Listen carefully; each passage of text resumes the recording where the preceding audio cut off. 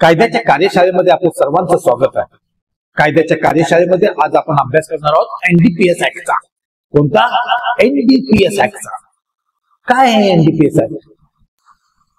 कुठेतरी ऐकलेलं वाटतंय, अरे त्याला एनडीपीएस मध्ये उचललं, काय गांजा पित होता, ऐकलं ना? तर नार्कोटिक्स ड्रग्स अँड सायकोट्रॉपिक सबस्टेन्सेस कायदा, हा कायदा 1985 साली अंमलात आला। हा भारताने अंमली पदार्थ आणि मनोवैज्ञानिक औषधांची उत्पन्न, विक्री, साठवण आणि वापरावर कडक निर्बंध ठेवण्याकरता बनवला। या कायद्यामध्ये अंमली पदार्थ व मनोवैज्ञानिक औषधांवर कठोर बंदी आणि त्याचा गैरवापर टाळणे हे या कायद्याचा मुख्य उद्देश होता।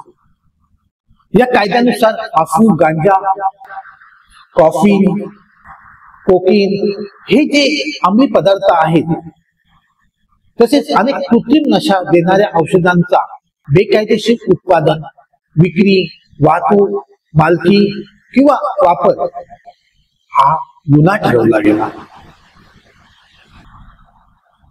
मेडिकल किंवा शास्त्रीय उद्देश वगळता कोणतीही अंमली औषधे म्हणजे ड्रग्स बाळगणे हा गुन्हा ठरवला गेला। एनडीपीएस कायद्याअंतर्गत पकडलेल्यांवरती कठोर कारवाई केली जाते। यामध्ये 1 वर्षापासून 20 वर्षापर्यंतची शिक्षा आहे। काही ठिकाणी दंड, तर गुन्हा केल्यास मृत्यूदंड देखील दिला जातो।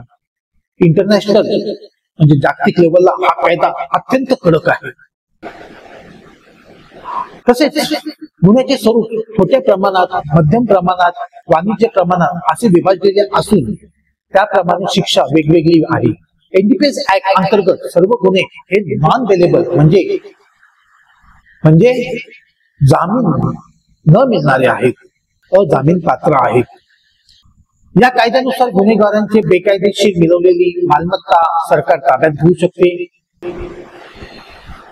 भारतात नार्कोटिक काउन्सिल ब्युरो म्हणजे एनसीबी तसेच एनडीपीएस कायद्याच्या अंमलबजावणीसाठी केंद्र शासनाची प्रमुख संस्था आहे।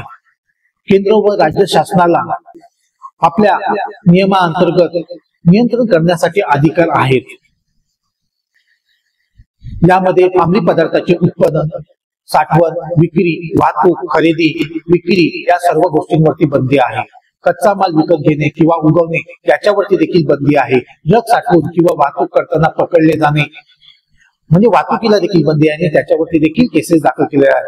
बेकायदेशीर मालमत्ता, अंमली पदार्थ विकून जी मिळवली जाते त्याच्यावरती आहे।